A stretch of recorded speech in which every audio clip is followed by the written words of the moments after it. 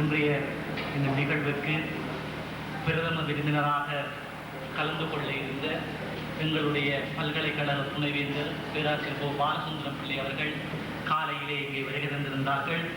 இருந்தும் கூட சில அவசிய தேவைகளின் காரணமாக நிமித்தம் அவர் வெளியே சென்றிருக்கின்றார்.